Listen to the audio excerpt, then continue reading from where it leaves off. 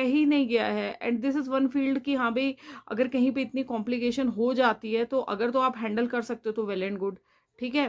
तो बिकॉज देखिए ना आप, हेमरेज की जो प्रॉब्लम आती है ना, तो वो फिर मैनेज करना बड़ा मुश्किल हो जाता है, ठीक है। तो एंड सेकेंड थिंग इज, इसमें बेसिकली जो ग्राउंड रियलिटी में एक और चीज बताना चाहूंगी आपको। Diploma in obs and gynae आप तभी करिए अगर आपको कोई ऐसा कॉलेज मिलता है जहाँ पे बहुत ज्यादा एक्सपोजर है। बिकॉज हमारे ना बहुत सारे डॉक्टर्स के ग्रुप्स भी बने हुए हैं, तो हम उसमें भी कई बार देखते रहते हैं, डिस्कशन चली होती है कि एमएस वाले भी स्टूडेंट्स बोल रहे हैं कि हमें ऑब्स गायनी के कंपटीशन इतना है कि कई जगह लोग सिखा ही नहीं रहे हैं चीजें, ठीक है। तो दे आर लाइक, एमएस के बाद भी उनको नहीं आ रही हैं चीजें। एंड जो डीजीओ वाले हैं वो बोल रहे हैं कि सेकंड ईयर तक अभी तक तो हमने कोई सर्जरी ऑपरेट ही नहीं करी है, ठीक है। तो ये मिक्स रिव्यूज रहते हैं, this depends on the college you are going to join, ठीक है।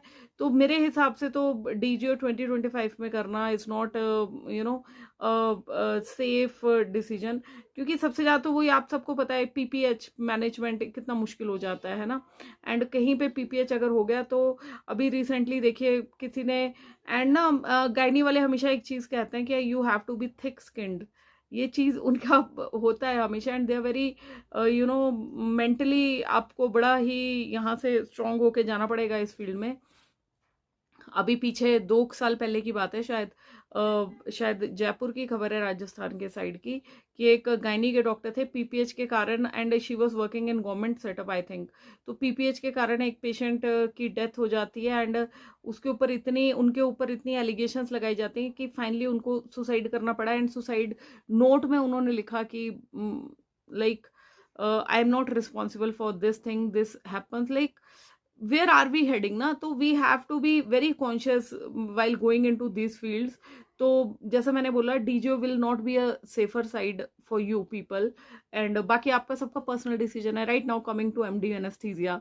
तो एमडी एनेस्थीसिया देखो एक ऐसी है, अगर आपको कॉर्पोरेट हॉस्पिटल्स में जाना है ना, चाहे टीयर 1 हो, टीयर 2 हो, टीयर 3 हो, टीयर 4 हो, सारे हॉस्पिटल्स टीयर 3 सिटीज टीयर 2 की तरफ बढ़ रही हैं, टीयर 4 सिटीज टीयर 3 की तरफ बढ़ रही हैं। तो जहाँ पे पहले हॉस्पिटल्स नहीं देखने को मिलते थे, वहां पे भी multi speciality hospitals crop up कर रहे हैं। तो जो एमडी एनेस्थीसिया है, दिस इज यू नो, मैं तो इसको बोलूंगी जो बैकबोन होती है ना हमारी सर्जिकल फील्ड की, वो चीज है ये। बिकॉज ये बिहाइंड द जो स्टेज, जो बेसिक आपका रोल कर रहे होते हैं, तो ये वो लोग हैं। तो एमडी एनेस्थीसिया आप तब लीजिए। देखिए डॉक्टर्स भी दो तरह के होते हैं ना, एक को चाहिए कि हमें सोशल रिकॉग्निशन चाहिए होती है ना, हमें अपना जो इनर